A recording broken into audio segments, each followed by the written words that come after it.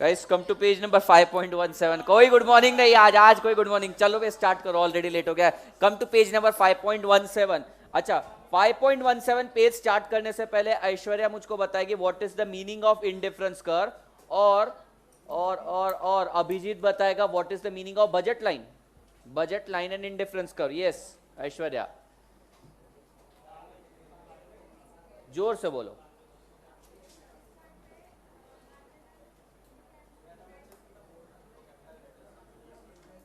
What is indifference curve पूछा मैंने.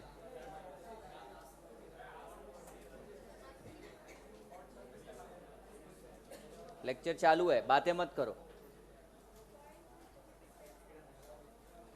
Indifference curve means combination of commodities which gives equal satisfaction. Abhijit, what is budget line?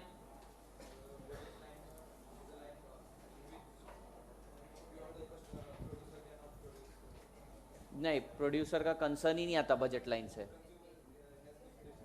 Consumer का limitation रहता है. Beyond that point he can not consume, means he don't have income कि वो bye कर सके, उससे कम में अंडर स्पेंडिंग होगा. So budget line is a line representing the constraint that is spending the entire income on to commodities. ठीक है, ये चीज क्लियर है सबको. What is meaning of indifference curve and what is the meaning of budget line. Same चीज अपन पढ़ने वाले हैं, आइसो क्वांट कर्व और आइसो कॉस्ट लाइन. ठीक है, दो चीजें पढ़ने वाले, एग्जैक्ट सेम है. पहला कॉन्सेप्ट आ रहा है आइसो क्वांट कर्व. आइसो यानी इक्वल, क्वांट यानी कि क्वांटिटी. इक्वल क्वांटिटी का एक कर्व बनेगा which is called as iso quant curve. Sir iso quant curve क्यों पढ़ रहे हैं? क्योंकि ये चैप्टर में अपन सिर्फ प्रोडक्शन के बारे में बात कर रहे हैं. And production, what is meaning of production Vedant? Physical quantity of input into physical quantity of output. तो यहाँ पे क्वांटिटी का डिस्कशन हो रहा है. So iso quant curve will basically be talking about the equal quantity. यानी कि क्या होने वाला है, बेसिकली डिफरेंट कॉम्बिनेशन यूज करके सेम क्वांटिटी प्रोड्यूस करी जा सकती है. Let's take an example. Labour capital. अगर मैं 10 यूनिट ऑफ लेबर लगा रहा हूं और 1 यूनिट ऑफ कैपिटल लगा रहा हूं तो एक कमोडिटी एक्स बन के आ रही है. अच्छा मेरे को एक बात बताओ, अगर मुझे कैपिटल बढ़ाना है तो लेबर कम करना पड़ेगा या ज्यादा करना पड़ेगा ताकि सेम क्वांटिटी प्रोड्यूस हो? क्यों ज्यादा कर दिया? तो अगर मैंने एक को बढ़ाने के बाद दूसरे को भी बढ़ा दिया तो ज्यादा क्वांटिटी प्रोड्यूस हो जाएगी, और मैं तो इक्वल क्वांटिटी की बात करना चाहता हूं. तो अगर मैंने कैपिटल बढ़ा दिया तो मेरे को लेबर करस्पॉन्डिंगली कम करना पड़ेगा. Let's say 7. मैंने कैपिटल और बढ़ा दिया और कम करना पड़ेगा लेबर. लेट्स से 4 से ही काम हो जाए. मैंने कैपिटल और बढ़ा दिया 5, लेबर मेरा 2 से ही काम हो गया. मैंने कैपिटल कर दिया 8, लेबर मेरा 1 ही से काम हो जा रहा है, वो अकेला ही पूरी मशीनरी ऑपरेट कर रहा है. मैंने कैपिटल कर दिया 10, कितना लेबर लगेगा? 1 लगेगा. मैंने लेबर कर दिए 10 की जगह 11 कर दिए, 10 की जगह 11 कर दिए, कितना कैपिटल लगेगा? 1. यस, पता नहीं कहां से तुमने सही आंसर दिया, लेकिन कोई भी एक क्वांटिटी जीरो नहीं हो सकती है. ठीक है, कॉम्बिनेशन यूज करना है तो कॉम्बिनेशन जीरो का नहीं हो सकता. आई एम सरप्राइज, सही आंसर कहां से आ गया तुम लोगों का. एनीवेज, एक भी कमोडिटी, एक भी वेरिएबल इंपुट या फिक्स इंपुट, जो भी इंपुट होगा वो जीरो नहीं हो सकता है. अगर जीरो हो गया तो क्या होगा? चलो इसको अपन ग्राफ पे प्लॉट करके देखते हैं. कर्व कुछ ऐसा बनेगा, एक की क्वांटिटी बढ़ाओगे तो दूसरे की क्वांटिटी कम होती जाएगी. लेकिन ये कर्व अगर यहां पे टच हो गया, इसका मतलब क्या है कि एक की क्वांटिटी जीरो हो गई और दूसरे की क्वांटिटी ज्यादा बढ़ा दी, which is not possible. We want to take the combination. Abhijit, so ये तो ब्रीफ में बता दिया. Iso quant means equal quantity का कर्व. एक ऐसा कर्व बनेगा, एक ऐसा ग्राफ बनेगा, any point on that curve will give you equal quantity. यानी अगर मान लो तुम 10,1 का कॉम्बिनेशन ले रहे हो, 7,2 का कॉम्बिनेशन ले रहे हो, 4,3, 2,5, 1,8, 10,1, कॉम्बिनेशन कोई भी ले लो, इक्वल क्वांटिटी प्रोड्यूस होगी. और मैंने बोला अगर मान लो एक की क्वांटिटी बढ़ाई और दूसरे की भी क्वांटिटी बढ़ा दी तो इक्वल क्वांटिटी प्रोड्यूस नहीं होगी, ज्यादा क्वांटिटी प्रोड्यूस होगी. मयूर समझ में आया? मैंने इसको 0.5 कर दिया और इसको 5 कर दिया तो क्या इक्वल क्वांटिटी प्रोड्यूस होगी? नहीं. एक को कम कर दिया और दूसरे को भी कम कर दिया तो दैट इज नॉट पॉसिबल. समझ में आया तुमको ये चीज? रीड करते हैं. तो एक iso quant curve is just like indifference curve. वापस बोलता हूं, iso quant curve is just like indifference curve. Indifference curve में क्या होता था? Any point any point lying on indifference curve will give you equal satisfaction. Isoquant curve के अंदर क्या होता है, any point lying on isoquant curve will give you equal quantity of output. ये चीज समझ में? अच्छा, वहां पे बजट लाइन भी थी, अपन क्या करते थे, बजट लाइन ड्रॉ करते थे, कौन से पॉइंट पे ऑपरेट करते थे अपन, ये वाला पॉइंट लेट से जहां पे टेंजेंशियली कट कर रहा है. यहां पर एक और कॉन्सेप्ट आएगा, आइसो कॉस्ट. आइसो यानी कि इक्वल, कॉस्ट यानी कि कॉस्ट उसका जो लग रहा है. तो ये आइसो कॉस्ट कर्व 1 है, ये आइसो कॉस्ट कर्व 2 है, ये आइसो कॉस्ट कर्व 3 है. आइसो कॉस्ट कर्व का मतलब, ये 1 2 3 नाम दे देता हूं इसको, ये इंडिफरेंस कर्व नहीं है. आइसो कॉस्ट कर्व 1 जो दिख रहा है तुम्हें, IC1 बोलूंगा अभी मैं, IC1 है ना, ये basically this is your budget line. अब मुझको बताओ, लेट से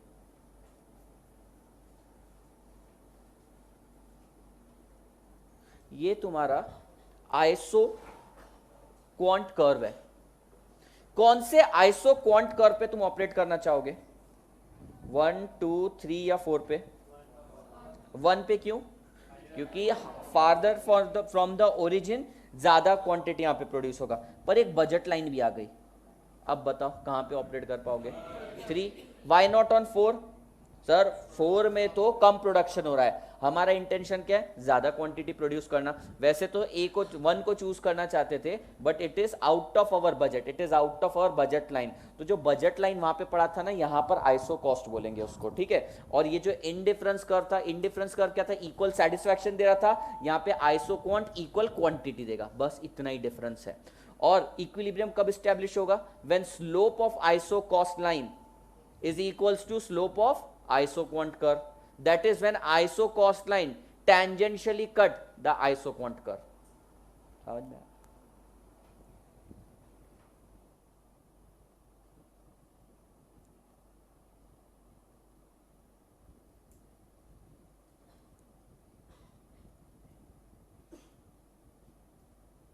कहां पे ऑपरेट करना पसंद करोगे? y on 2, y not on 3. 3 के अंदर भी तो देखो ना, जितना ये आइसो कॉस्ट है ना, इस लाइन पे तुम कोई भी कॉम्बिनेशन चूज करो. Let's say this is point A, point B, point C, point D, सारे point A, point B, point C, point D, सारे पॉइंट पे सिमिलर खर्चा होने वाला है. Then why are you choosing point C? जहां पे सर ज्यादा प्रोडक्शन कॉस्ट, अगर मान लो मैं अगर ये पॉइंट चूज करता हूं, लेट्स से एक्स, सर ये वाला पॉइंट एक्स और पॉइंट सी में खर्चा सेम है, पर यहां पर प्रोडक्शन कम है, यहां पे प्रोडक्शन ज्यादा है. बस यही देखना, इसी को प्रोडक्शन ऑप्टिमाइजेशन बोलते हैं. तो इंडिफरेंस कर्व और बजट लाइन समझा, तो इसको समझने में कोई प्रॉब्लम ही नहीं है. तुम देखोगे सब रेपिटेशन होने वाला है.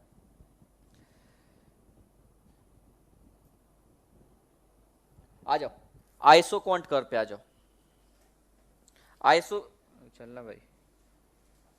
Iso means equal and quant means quantity. Hence, isoquant represent a constant quantity of output. And isoquant is a curve that show all combination of input that yield the same output.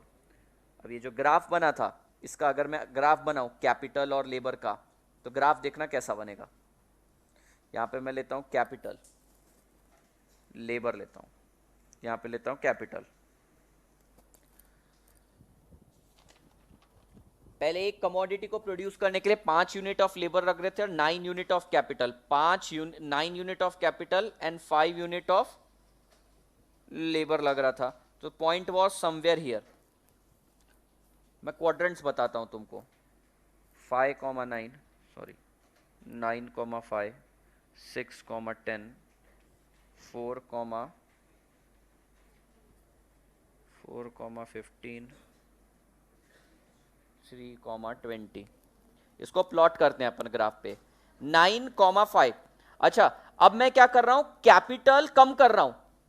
Capital कम कर रहा हूं तो labour कम करना चाहिए, बढ़ाना चाहिए? बढ़ाना चाहिए. तो देखो कितना कर दिया उन्होंने, इसको 6 कर दिया और इसको 10 कर दिया. इधर कहीं तो भी आएगा. नेक्स्ट पॉइंट 4,15 और उसके बाद 3,20. तो ग्राफ कुछ ऐसा बनेगा. But it can not touch the origin. क्यों भाई? अगर ओरिजिन को टच कर दिया तो उसका मीनिंग क्या होगा? देखो, अगर हाइपोथेटिकली अपन बात करते हैं, अगर इसने ओरिजिन को टच कर दिया, ये वाले पॉइंट के क्वाड्रेंट्स बताओ। Something comma zero, zero zero, तो ये एक्स है ना, इस पे आना चाहिए ना। यहां मैंने उल्टा बोल दिया ना, यहां चल, यहां उल्टा बोल दिया, पर इसके क्वाड्रेंट्स क्या रहेंगे?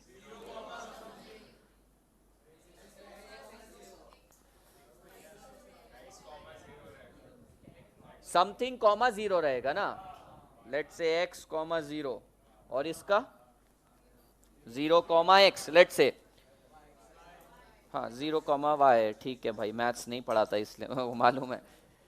अच्छा, इसका मीनिंग क्या हो गया कि एक ही इंपुट लग रहा है, दूसरा इंपुट लग ही नहीं रहा, ठीक है। Which means there is no combination. अकेले को कपल बोलते हैं क्या? नहीं, उसको सिंगल बोलते हैं। तो यहां कोई कॉम्बिनेशन ही नहीं है। और आइसोक्वांट किसकी बात करता है? कॉम्बिनेशन की बात करता है। इसका मतलब यह है कि वो एक्सिस को टच नहीं कर सकता। समझ में आया क्या रे प्रजय? क्या समझ में आया? अकेले को कपल नहीं बोल सकते। नहीं, वो भी समझ में आया कि नहीं? वो भी आ गया, ठीक है। नहीं, एग्जाम्पल छोड़ दे। रिलेशनशिप विद कंज्यूमर इंडिफरेंस कर, यहां पे बस उन्होंने लिंक करने की कोशिश करी कंज्यूमर इंडिफरेंस के साथ। देखो,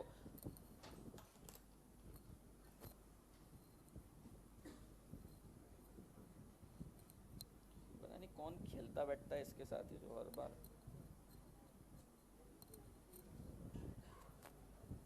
माधवी, तुम कल नहीं आई थी ना?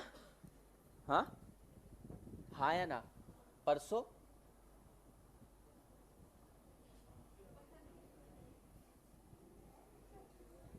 तुमने तुम्हारा ही रिकॉर्ड तोड़ दिया, मालूम क्या?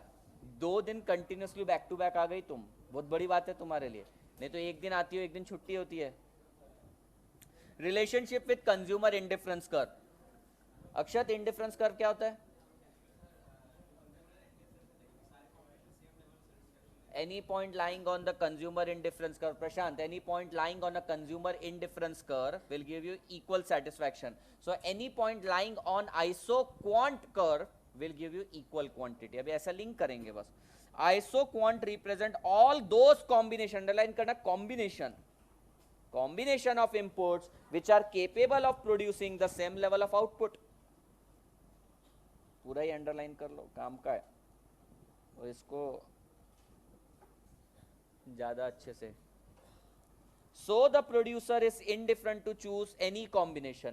प्रोड्यूसर को तो कोई भी कॉम्बिनेशन चल जाएगा। अगर मैंने ग्राफ बनाया, प्रोड्यूसर को कोई भी कॉम्बिनेशन चलेगा। क्यों भाई? हाँ, कहाँ गई श्रुति? कहाँ गई श्रुति? आई क्या? हाँ श्रुति, क्यों कोई भी कॉम्बिनेशन चल जाएगा? ए बी सी डी, क्यों चल जाएगा कोई भी कॉम्बिनेशन? क्योंकि सब सेम क्वांटिटी देंगे। एक बात बताओ, यहां पे तुम लेबर ज्यादा यूज कर रहे हो, यहां पे तुम कैपिटल ज्यादा यूज कर रहे हो। ऐसा हो सकता है ना कि लेबर की कॉस्ट ज्यादा हो, ऐसा हो भी सकता है कैपिटल की कॉस्ट ज्यादा हो। तो तुम क्या करोगे? तुम ऐसा कॉम्बिनेशन चूज करने की कोशिश करोगे जहां पे कॉस्ट भी कम आए, प्रोडक्शन भी ज्यादा है। उसी को प्रोडक्शन ऑप्टिमाइजेशन बोलते हैं। तो अभी अपन सिर्फ प्रोडक्शन की बात करेंगे, और जैसे ही अपन बजट लाइन ड्रॉ कर देंगे, अपन कॉस्ट की भी बात करेंगे। श्रुति, समझा क्या? Thus isoquant are similar to indifference curve in the theory of consumer behavior. Isoquant, ये MCQ पे आ सकता है। Isoquant are also called as equal product curve. Equal product curve क्यों बोलते मयूर इसको? मयूर हो तुम?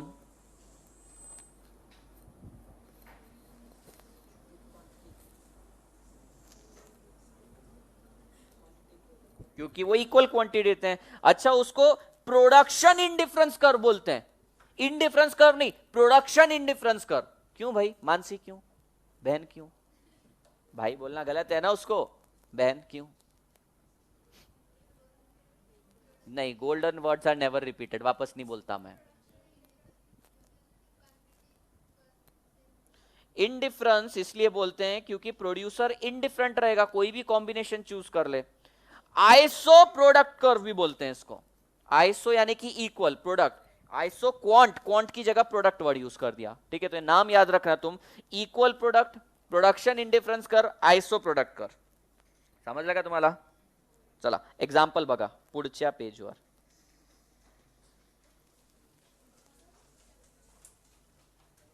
नमन, तबियत वगैरह सब ठीक? देख कॉम्बिनेशन ए, देख 5 unit of labour, 9 unit of capital, 100 unit produce कर रहा है.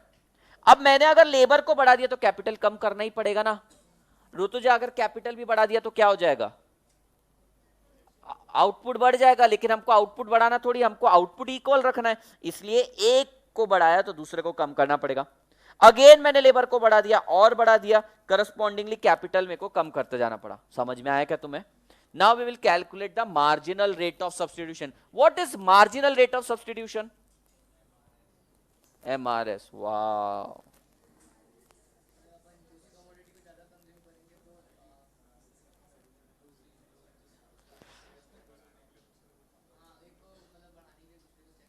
yes, marginal rate of substitution is basically the sacrifice. दूसरी बात, marginal rate of substitution is nothing but the slope of indifference, sorry, isoquant curve.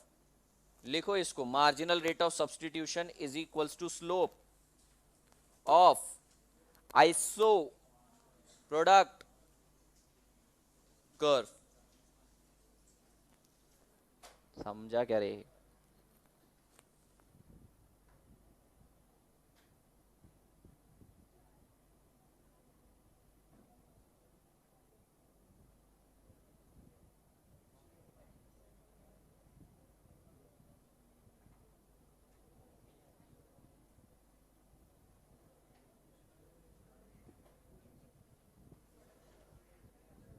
Iso quant curve, iso product curve, production indifference curve. Praneeta बहुत हंस रही है. Praneeta, marginal rate of substitution कैसे निकालते हैं?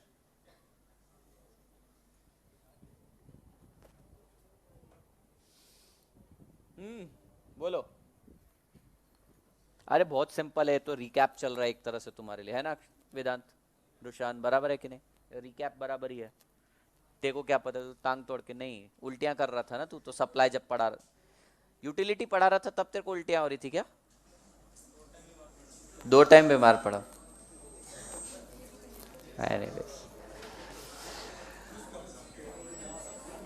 बोल रहे लड़की,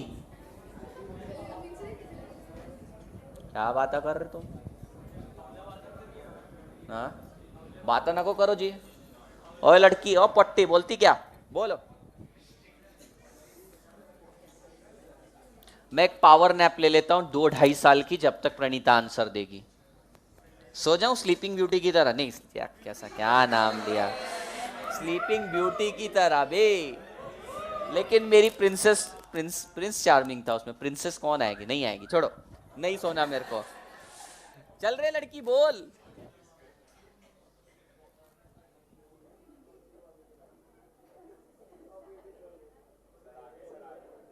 हाँ, हुआ क्या रे? पहले तो क्वेश्चन क्या पूछा मैंने तुमसे, ये बताओ. मार्जिनल रेट ऑफ सब्स्टिट्यूशन कैसे कैलकुलेट करते हैं? नहीं पता?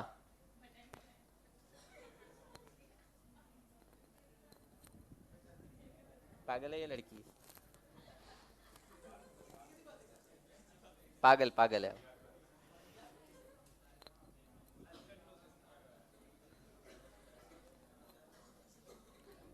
करो, किसी को नॉमिनेट करो. तुमसे ना हो पाएगा मैडम, करो नॉमिनेट किसी को.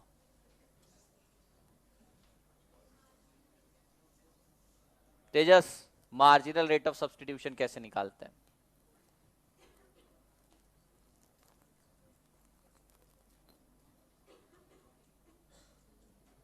कहीं तो भी सुनेला लगता है ना ये concept. MRS, marginal rate of substitution, निकाल के भी बताया था. रोज लिली का एग्जाम्पल दिया था उसके अंदर. वही तो देखो,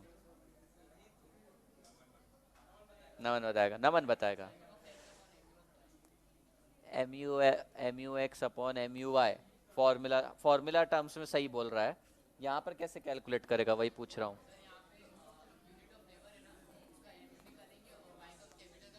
हाँ, तो वो यूटिलिटी की बात कर रहा था. ठीक है, एनीवेज नमन ने तो सही आंसर दे दिया. अच्छा देखो, लेबर और कैपिटल दो इनपुट लग रहे थे, किसका सेक्रीफाइस हो रहा है? कैपिटल का। कितना सेक्रीफाइस हो रहा है? 9,6 3 यूनिट का। अच्छा, उसके कारण एडिशनल लेबर कितना बढ़ाना पड़ रहा है?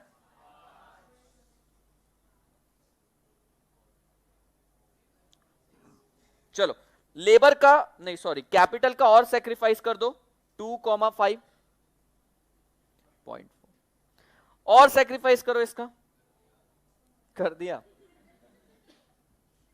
सो दिस MRS, वैसे इसको MRS नहीं बोलते, इसको MRTS बोलते हैं, बताऊंगा, अभी MRS ही बोल रहा हूं।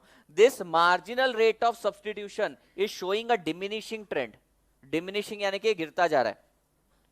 So basically marginal rate of substitution, इसको MRTS बोलते हैं, marginal rate of technical substitution.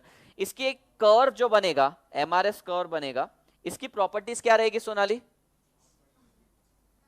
Downward sloping, negatively slope. अच्छा पक्का ऐसा? स्लोप की प्रॉपर्टी ऐसे निकलती है? हाँ, स्लोप की प्रॉपर्टी ऐसे निकलती है। ओ वो तो कर्व की प्रॉपर्टी थी, चकवा घुमा दिया तुमको। वो कर्व की प्रॉपर्टी है मैडम। ये MRTS, marginal rate of technical substitution is diminishing, इसके कारण स्लोप डाउनवर्ड स्लोपिंग है। समझा क्या रे? जो तुम बोले ना, वो कर्व की प्रॉपर्टी थी। और वो कर्व ऐसा क्यों है? Because of marginal rate of technical substitution is showing diminishing trend. समझा क्या रे? क्या पता नहीं तुम लोगों को समझ में आ भी रहा है क्या आज का? हाँ, आवाज नहीं आया? क्या बोलना क्या चाहते हो तुम? समझ में आ रहा है या नहीं? मयूर समझ में आ रहा है? बढ़िया, यही तो चाहिए था। अब देखो लड़की क्या बोल रहा है, isoquant curve is convex to the origin. अरे कर्व की बात कर रहे हैं और तुम MRTS की बात पे आ गई। कुछ प्रॉपर्टी पूछा कि तुम वही ना, कंफ्यूज हो जाते। प्रॉपर्टी पूछा, वो हंसती है, उसको लगता सेम आंसर है सारे। ऐसा नहीं होता मैडम। पेज नंबर 5.17 पे आओ। अरे हाँ रे, वापस यानी बहुत दूर ट्रैवल करके जाना पड़ेगा, एक पेज पलटना पड़ेगा, बाप रे बाप। क्या आवाज आ रहा? आवाज चल, इलस्ट्रेशन पढ़ो। कंसीडर टू फैक्ट, मारो जबरदस्ती क्लास को डिस्ट्रैक्ट करने के लिए, मारपीट, कुछ का फेंका फाकी, क्या चल रहा है? Consider two factor inputs, consider two factor input rucha, consider two factor input labor and capital required for producing 100 unit of a product. Different combination in which the same output of 100 unit can be achieved are given below. अपन ने देखा कि एक को sacrifice करना पड़ेगा और दूसरे को बढ़ाना पड़ेगा, and that is marginal rate of technical substitution.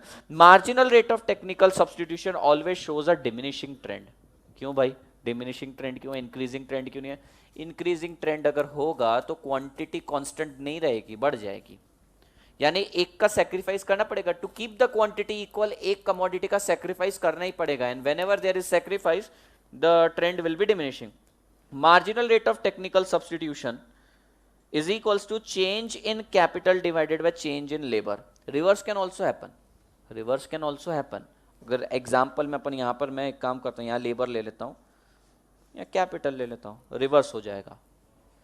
तो इन शॉर्ट क्या है, न्यूमरेटर में कौन आना चाहिए? न्यूमरेटर में वो आना चाहिए जिसका सेक्रीफाइस हो रहा है। यहां पे लिखो, न्यूमरेटर में वो आएगा, अबे रुकना, जिसका सेक्रीफाइस, बलिदान, बलिदान होगा।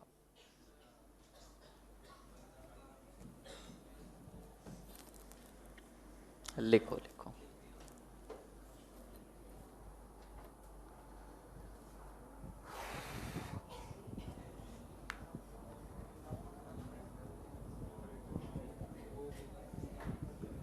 हाँ हाँ वही होगा। चल देखो, बड़ा उसका वो होते हुए देखना है तुझे, बलिदान, इसको बलिदान होते हुए देखना है। समझ रहा है मयूर? इसको बलिदान देखना है। तेरे ये शौक है, मेरे को मालूम नहीं थे, गंदे शौक है।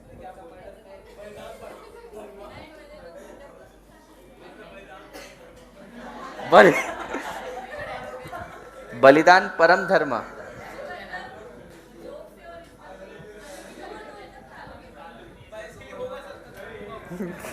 तेरे को मालूम है कि किस बलिदान की बात कर रहे हैं? तभी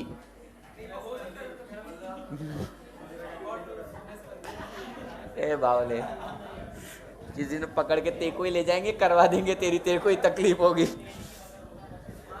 चलो आ जाओ, फीचर्स ऑफ आइसोक्वांट कर्व पे आओ। आइसोक्वांट कर्व का फीचर, मानसी आइसोक्वांट कर्व का फीचर बताओ। हाँ क्या? Negatively slope, left to right, हाँ एट, तुम बताओ।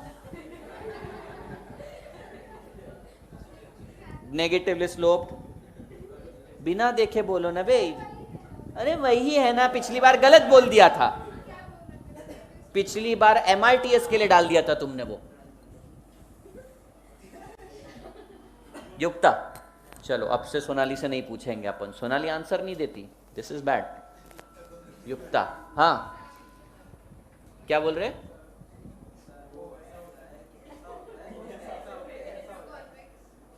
Convex to the origin, yes. Why convex to the origin?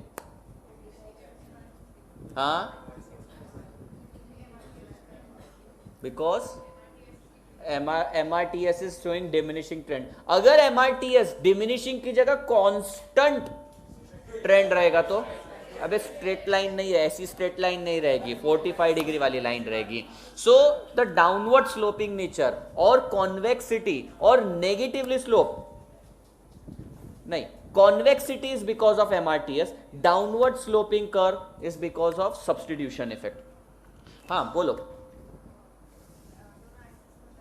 Cannot touch both the axes. Why it cannot touch both the axes? Ritik.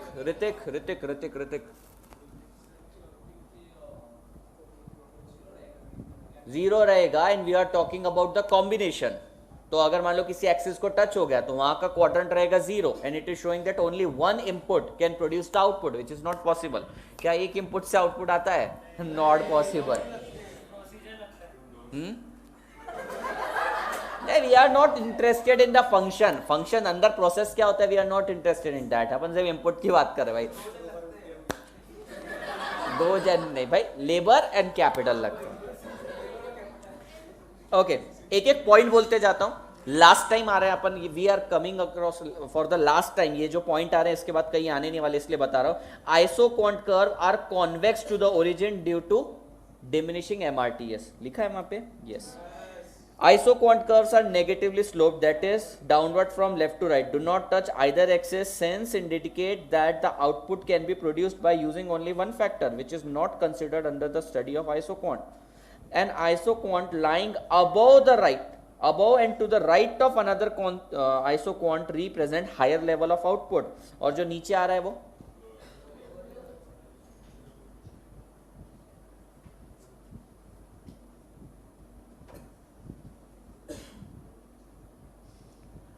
Ankita, IQ2 यानी isoquant curve 2 अगर original isoquant curve है अपना, तो कौन सा पॉइंट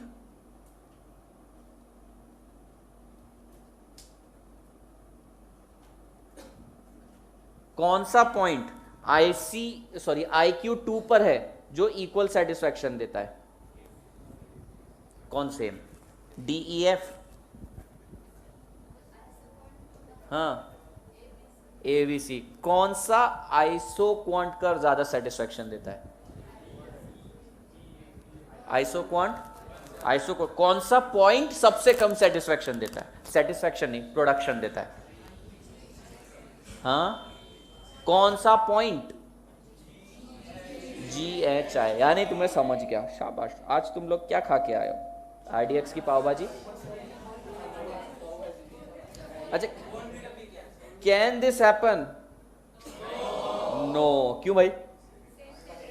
सेम प्रोडक्शन दिखेगा, विच is not possible. Need not be parallel. ये पूछ सकते हैं आइसो क्वांट तुम्हारे पैरेलल हो, ऐसा जरूरी नहीं है. कैसा हो सकता है, कैसा टेढ़ा भी हो सकता है, जरूरी नहीं कि पैरेलल रहे सब एक दूसरे से, but they can not intersect. तो पैरेलल भी नहीं रहेंगे. Can two parallel line intersect each other? नहीं. तो ये बोल रहे हैं इंटरसेक्ट नहीं होगा, डजंट मीन कि वो पैरेलल हो. जरूरी नहीं है कि वो पैरेलल हो. समझा? प्रॉपर्टी देखो, कोई नहीं समझ में आई तो पूछो मुझसे.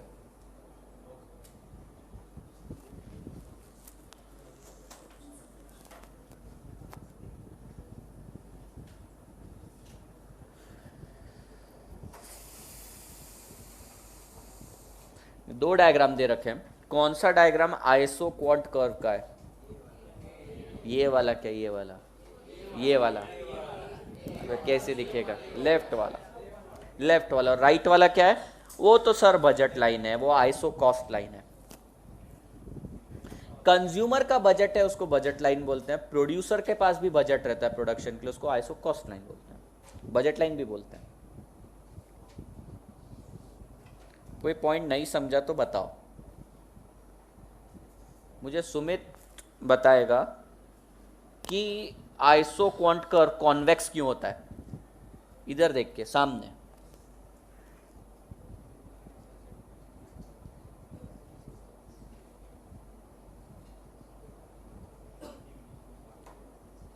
ऐसा क्यों रहता है?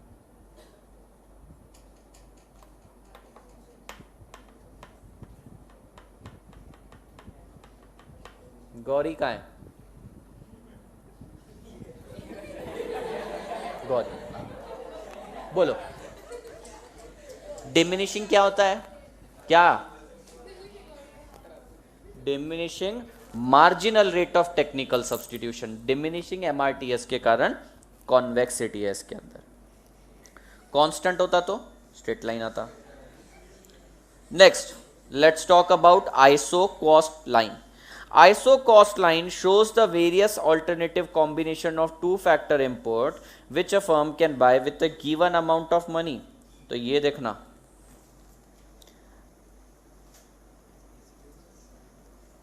ये है तुम्हारा iso cost line. It can touch the origin. ये ओरिजिन को टच कर सकती, ओरिजिन नहीं सॉरी, ये एक्सेस को टच कर सकती है. Let's say there are two 3 point जितने एक्स वाई जेड, ये 3 पॉइंट है. ये तीनों पॉइंट क्या रिप्रेजेंट करते हैं? ये रिप्रेजेंट करते हैं 100% expenditure, total expenditure on combination of either one और two commodities. It represent total expenditure, total खर्चा, total cost. This is the maximum budget, इसके बाहर नहीं जा सकते. If a point W is lying above this iso cost line, then that is out of our budget. If any point is lying below the ISO cost line, then it is underspending. It represents underspending. So any point lying on ISO cost line represent total spending.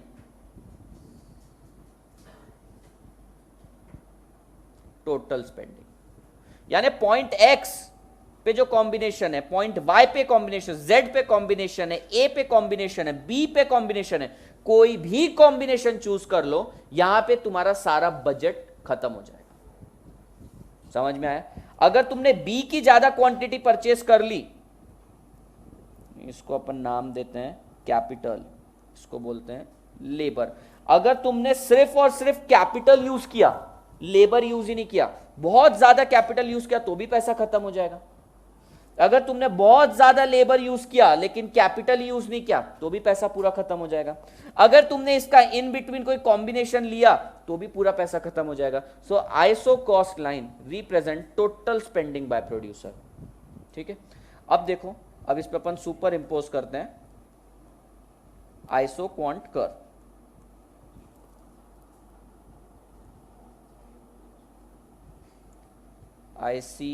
IQ1, IQ2, IQ3, and this is budget line. This is point C, D, E, F, G,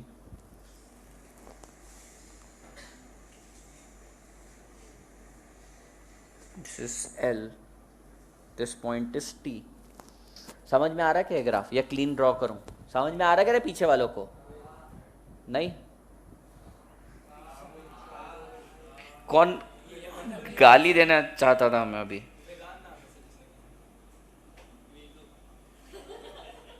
तू लड़कों को भी nickname से बुलाता है, अच्छी बात है, दोस्ती है।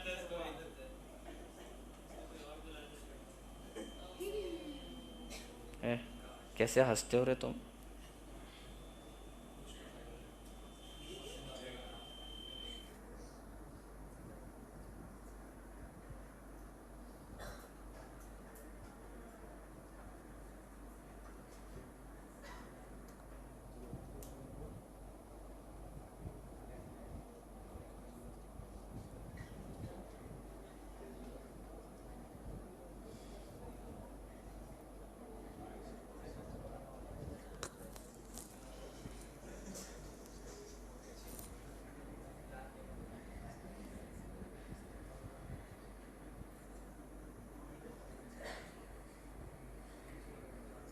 ओके, कुछ क्वेश्चंस पूछूंगा। First of all, identify the mistake in this IQ5। क्यों भाई? क्योंकि वो टच नहीं कर सकता। Identify the mistake. कॉन्वेक्स होना चाहिए, कॉनकेव हो गया तो हटा दिया इस मिस्टेक को। अच्छा, tell me where the producer want to operate, where the producer want to operate.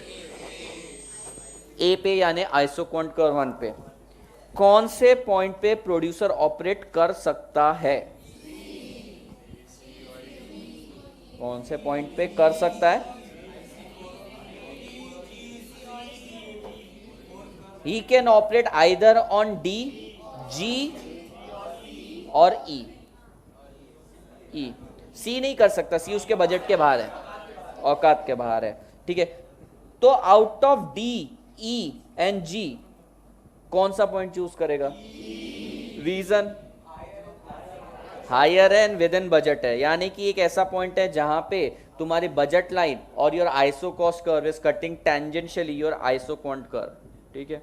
बस अभी क्या समझाने से, तुम बहुत होशियार हो तुम, सच में ब्रह्मा के बाद तुम ही पढ़े लिखे निकले, अभी क्या पढ़ाओ तुम लोगों को। It is also called as, ध्यान दो, equal cost line, budget constraint line. ये नाम सुने सुने लग रहे हैं क्या?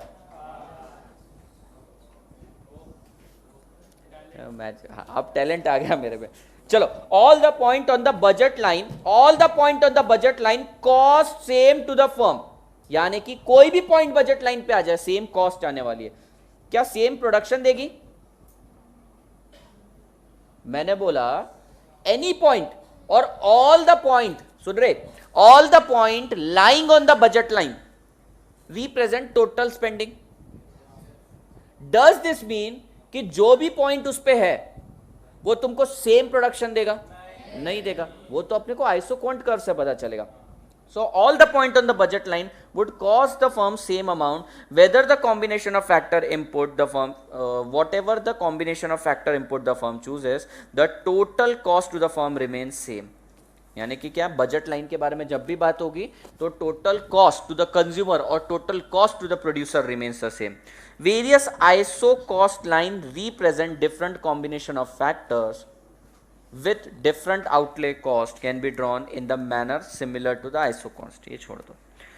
Whenever there is a parallel shifting of ISO cost line due to change in total expenditure, then the slope of ISO cost line will remain same. However, a change in relative input price will cause a change in the slope of। ये मेरे लिए छोड़ो point, ये मैं आज सबसे and में पढ़ाऊंगा, मतलब 5 मिनट बाद। पहले मैं रीड कर रहा हूँ, ये पॉइंट इंपॉर्टेंट है, समझाता हूँ मैं। पहले प्रोडक्शन ऑप्टिमाइजेशन देख लो। A firm may try to minimize the cost of the production by giving level of output, और it may try to maximize the output for a given cost of outlay. The profit maximizing firm is interested to know what combination of factor of production would minimize the cost of production for the given output and also the optimum level of output. This is obtained by combining, देखो क्या करेंगे, firms production and cost function। क्या बोले इन्होंने, production optimization कैसे होता होता है कॉस्ट और प्रोडक्शन दोनों को ऑप्टिमाइज करो, यानी एक ग्राफ पे लेकर आओ आइसो कॉस्ट लाइन को और आइसो क्वांट कर्व्स को, और देखो कब टेंजेंशियली कट करता है, namely isoquant and isocost. यही है क्रक्स। ऑप्टिमाइजेशन कैसे होता है? आइसो क्वांट और आइसो कॉस्ट के थ्रू। क्या ये चीज क्लियर है Amrita? Clear? Isoquant represent the technical condition of production for a product. देखो क्या बोल रहा है, iso quant represent the technical condition for the production of a product and iso cost line represent various level of cost, not so relevant for you. क्या बोल रहे हैं? Iso cost is talking about cost and isoquant is talking about production. Iso means equal, equal cost and equal production. Optimization कैसे करना है? सबसे दूर वाला आइसो क्वांट कर्व चूज करना है जो तुम्हारी औकात में। सिंपल ऑप्टिमाइजेशन का मतलब है ज्यादा से ज्यादा प्रोडक्शन करो तुम्हारे मैक्सिमम बजट के थ्रू, बस यही है ऑप्टिमाइजेशन। ये नीचे का पार्ट तुम पढ़ोगे, लेकिन मैं वो पॉइंट एक्सप्लेन करता हूं। ये ड्रॉ किया था क्या मैंने? नहीं, अच्छा वाला ड्रॉ किया था ना। बोर होता है सेम चीज पढ़ाने में, अगर मान लो ऑलरेडी आती है स्टूडेंट्स को तो।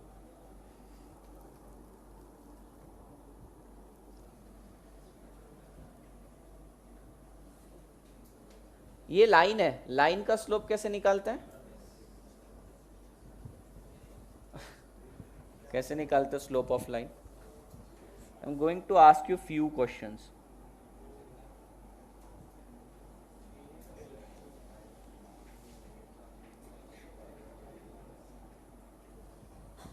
लाइन का स्लोप कैसे निकालते हैं?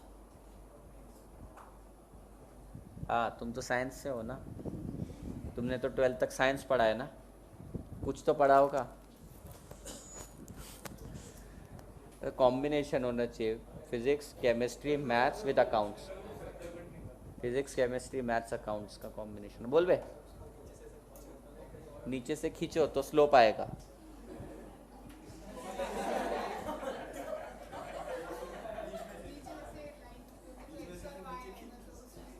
अच्छा, वैसे कुछ बोल रहे क्या? अच्छा सोनाक्षी, इस लाइन का स्लोप निकालना है। एक लाइन मैं ड्रॉ करता हूं पैरेलल।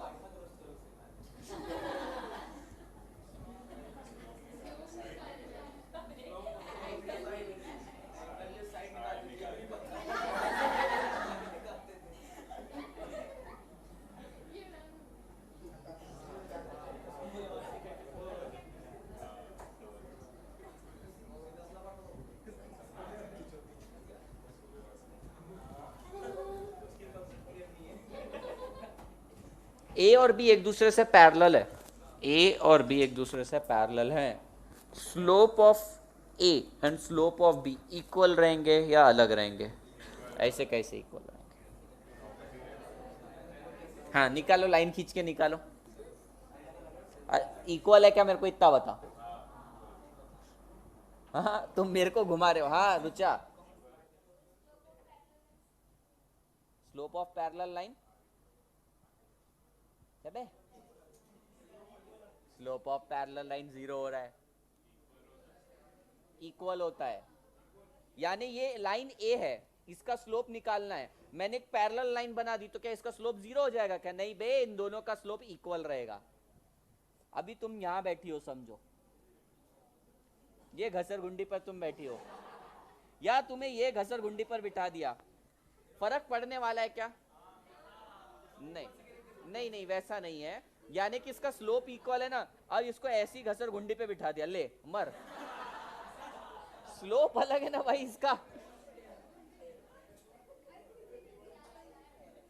ओके, ये वाली लाइन पे तुमको बिठाया, तुम वापस ऊपर बैठ गए क्या पागल लड़की, और इस पे बिठाया, अंतर आएगा या नहीं आएगा? तो वो स्लोप है। अब इसको ना अपन समझने की कोशिश करते हैं। वहां क्या बोला? मुझे फॉर्मूले नहीं है स्लोप के याद, ठीक है, कैसे निकालते हैं मेरे को नहीं आता है, ठीक है, राज सर से पूछ सकते हो तुम। क्या? dy by dx। आवाज आवाज ठीक है, इधर रिकॉर्ड हो रहा है, तुम लोगों को आ रही है क्या? तो ध्यान से सुनो फिर। अच्छा दगड़ू, तू भी तो साइंस वाला है ना, ये लाइन का स्लोप कैसे निकालते हैं?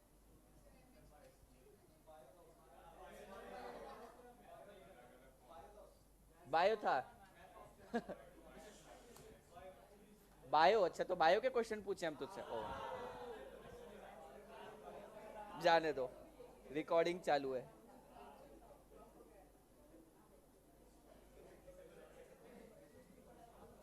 तो ये रुचा है, रुचा को situation A, situation B, situation सी।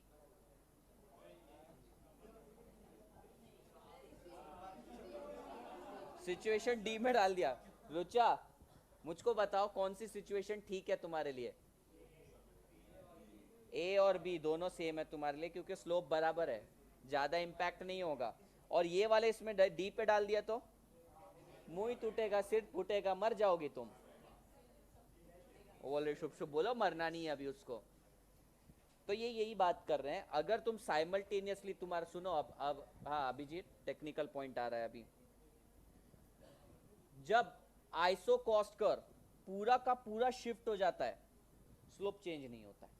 यानी जब पैरेलल शिफ्टिंग होती है आइसो कॉस्ट कर्व की, because of change in expenditure, तुम्हारे पास अगर बजट बढ़ गया है, ऑल टुगेदर बजट बढ़ गया है, तो slope of the line, slope of the iso cost curve change नहीं होता। पर अगर मान लो बजट उतना ही है लेकिन तुम्हें सेक्रीफाइस करना पड़ रहा है स्लोप में चेंज। इन शॉर्ट उन्होंने किस तरीके से बोला है, अगर तुम्हारा आइसो कॉस्ट कर्व शिफ्ट हो जाता है and that shift is parallel, तो स्लोप सेम ही रहेगा, क्योंकि slope of two parallel line is equal.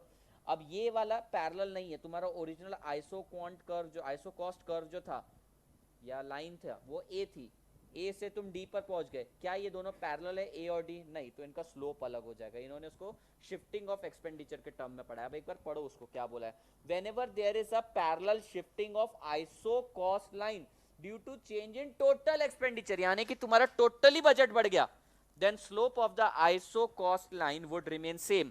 However, a change in relative input price will cause a change in the slope of iso cost line.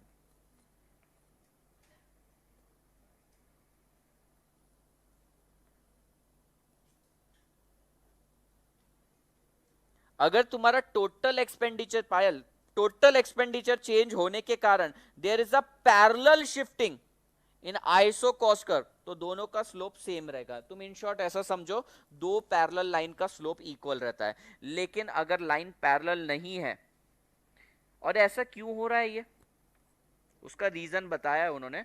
उन्होंने बोला है किसी एक product का प्राइस चेंज हो रहा है, प्रोडक्ट का प्राइस चेंज हो रहा है, तुम्हारा बजट नहीं बढ़ रहा है, तुम्हारी इनकम उतनी है 10,000, तुम खर्चा 10,000 ही कर सकते हो, पर तुम दो प्रोडक्ट बाय करते थे के और एल, अब इसका प्राइस बढ़ गया है, तो स्लोप चेंज हो जाएगा। Did you get this?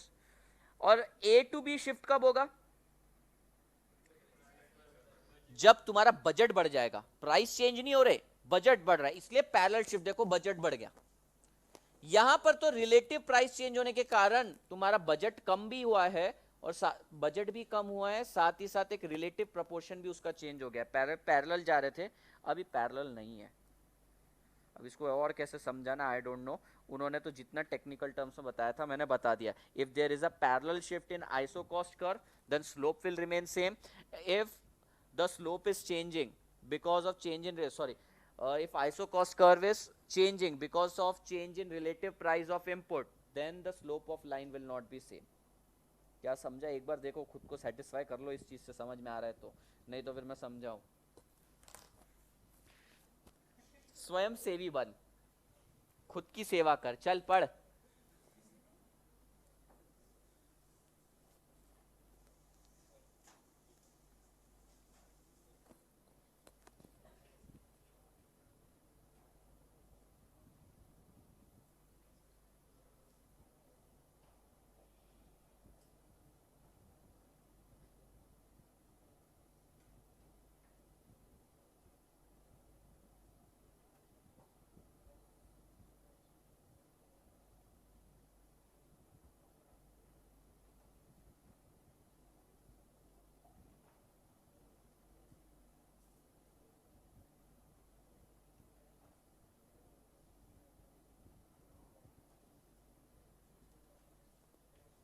Janvi समझा? ठीक है, आई ट्रस्ट यू गाइस कि समझ रहा होगा तुम्हें।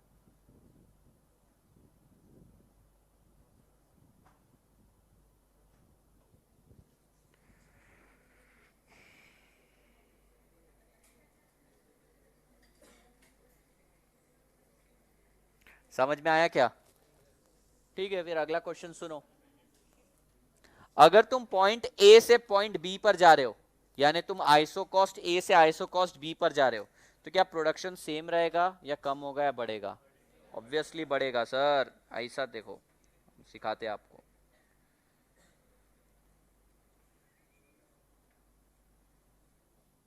अभी अपना तो कर्व भी शिफ्ट हो गया, तो पहले यहां पर ऑप्टिमाइजेशन हो रहा था, अब यहां पर ऑप्टिमाइजेशन हो रहा है। समझ में आया? Okay. Prashant, what is law of variable proportion?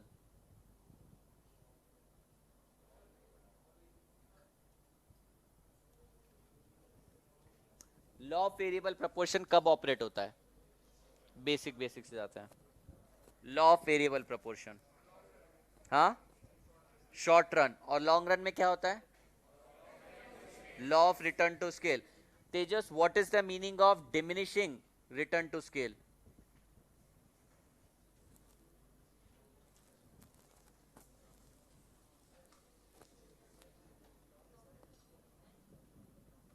चलो लाइन से पूछते हैं।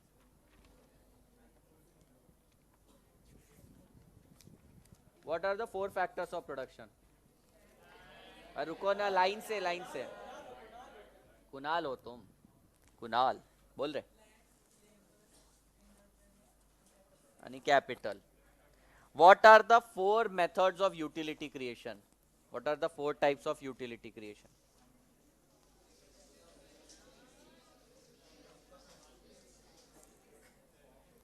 बुक बंद कर दो।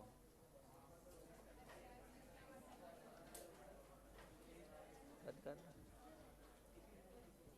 अच्छा, तूने देख लिया ना, मैं तेरे से आगे क्वेश्चन पूछता हूँ। बोल रहे भाई? नहीं पता? पास कर किसी को, रैंडमली किसी को पास कर क्वेश्चन। सौरभ। और जिसने अब से आंसर नहीं दिया वो खड़ा रहेगा अगले लेक्चर में पूरा, ठीक है सौरभ?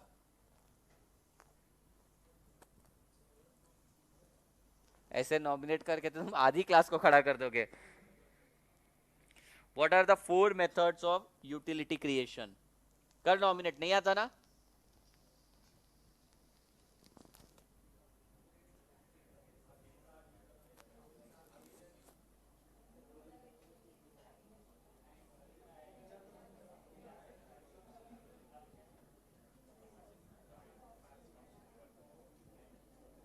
अरे टाइम मत खा, नहीं आता तो नॉमिनेट कर।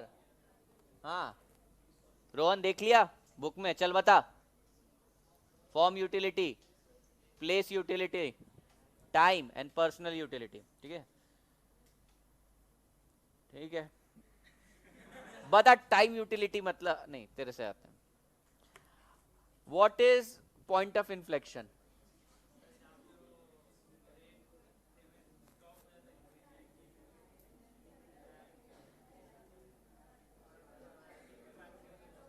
जहां पे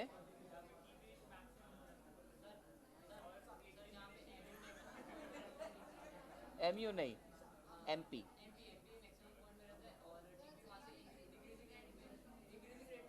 राइट। अरे नमन देखो कितना पढ़ के आ रहा है, एक बार तालियां नमन के लिए।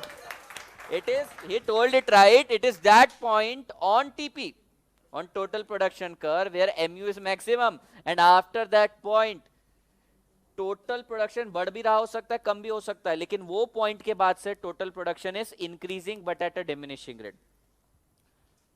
क्या बात है, रिस्पेक्ट भाई, मेरे को रिस्पेक्ट बढ़ गई। तेरे से नहीं क्वेश्चन पूछूंगा, सही आंसर दे दिया वेदांत। वेदांत,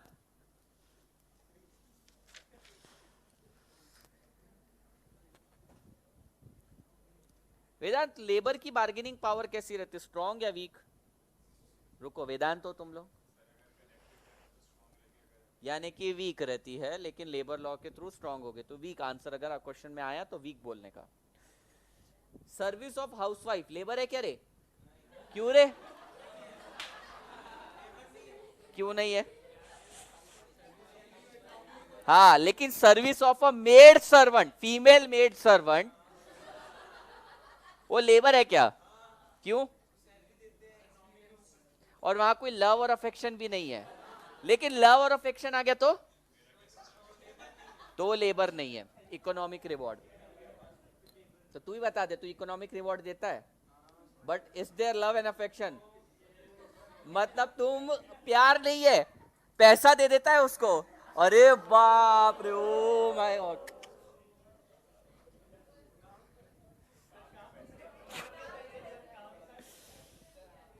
what is meaning of labour?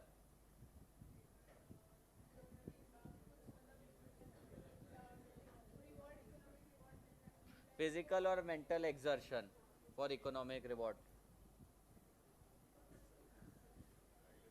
Luchi, third stage कब स्टार्ट होता है? लॉ ऑफ वेरिएबल प्रोपोर्शन में। मुझे मालूम है, मुझे मालूम है, मुझे मालूम है। हाँ,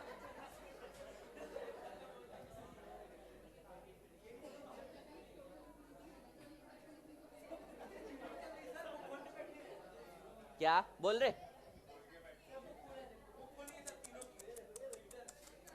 तीनों खड़े रहेंगे नेक्स्ट लेक्चर में। वो खड़ा रहेगा, उसने गलत आंसर दिया, वो तो खड़ा ही रहेगा जब टोटल प्रोडक्शन डिक्रीज हो। Law of return to scale में थर्ड स्टेज कब स्टार्ट होता है? आंसर सिर्फ वही देगी जानवी। गुमराह करने वाला भी खड़ा रहेगा नेक्स्ट लेक्चर में भी, मतलब तेरे ऊपर ही आ रहे, गुमराह भी मत कर उसको। हाँ,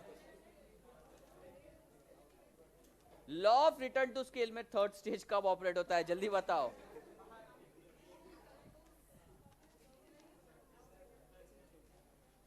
दूसरा कहाँ है? वो लिख दो ना तुम, किसी का नाम, किसका लिखना है? हाँ बोलो। वो कर रही है वैसा,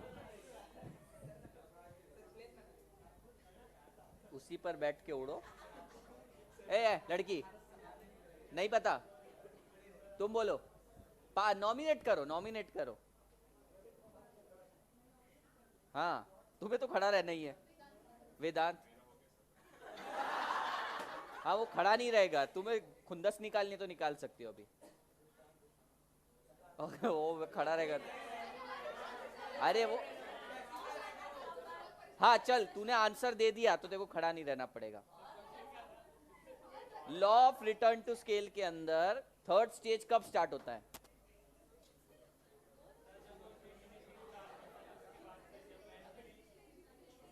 बेटा, law of return to scale में थर्ड स्टेज नहीं होता है, वो लॉ ऑफ वेरिएबल प्रोपोर्शन में होता है ना?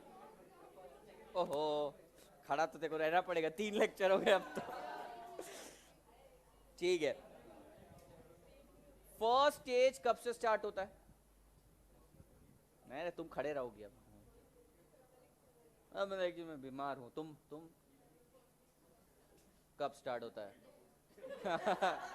नहीं, वो टॉपर है ना, टॉपर क्वेश्चन रिपीट करते, गलती का चांस नहीं।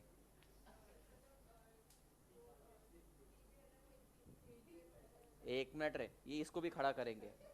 ए, तू नाम लिख के रख, इन लोगों को खड़ा रखना है।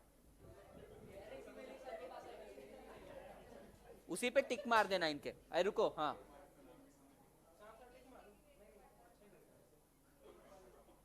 गलत, किसको नॉमिनेट कर रही हो? इसका भी, युक्ता भी नाम लिखो। ओ, चल रहे, नॉमिनेट करो। इसको फिर से करना। नहीं रे, कोई नए वालों को करो, नए लोगों को चांस दो। पायल बोल रही हो तुम? पायल, पायल वो पूछ रही है फर्स्ट स्टेज कब कंप्लीट होता है? मैं स्टार्ट बोला। अच्छा चलना चलना, छोड़ना, कंप्लीट कब होता है बोल। जब टीयू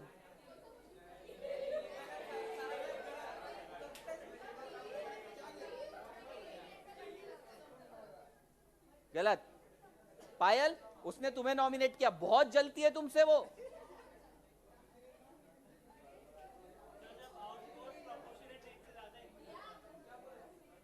क्या नए नए आंसर है, वो भी गलत। आउटपुट प्रोपोर्शनेट रेट से ज्यादा इंक्रीज होता है। नहीं नहीं, तुम नहीं, ये बताएगी।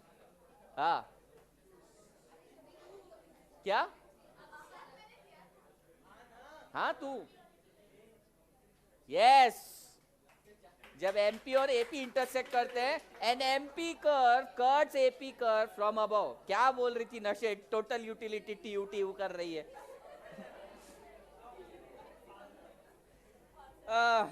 Next question. हाँ अर्पिता, अर्पित का है।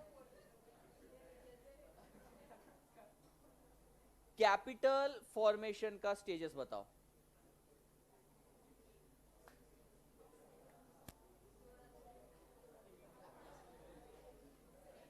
सेविंग, हाँ,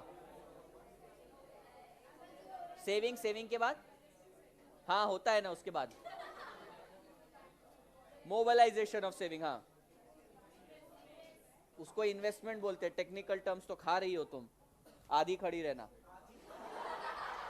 देखो, या तो पूरा खड़ा रहना या तो पूरा बैठना, तुम्हारे ऊपर है, पूरा बैठ तो नहीं सकते।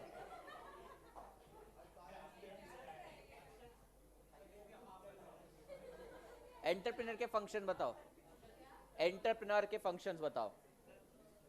देख, फिर गलत आंसर हुआ। हाँ बोल। IRI, initiation, risk bearing and innovation. 4 दिन हुए ना अभी, 4 दिन हुए। बाता मत करो जी, बाता मत करो। चलो लास्ट क्वेश्चन, लास्ट, ठीक है। बाकी कल पूछूंगा ना। रोहन सर खड़े हैं बाहर।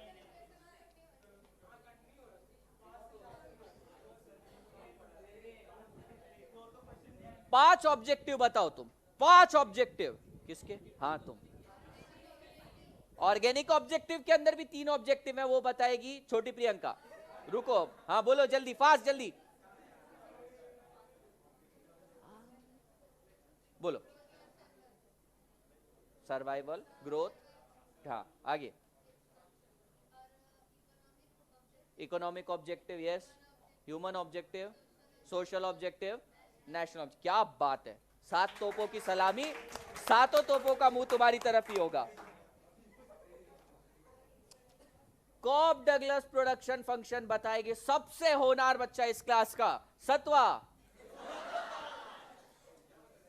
कॉब डगलस प्रोडक्शन फंक्शन, हाँ formula, formula KL to the power A C to the power 1 minus A। अच्छा,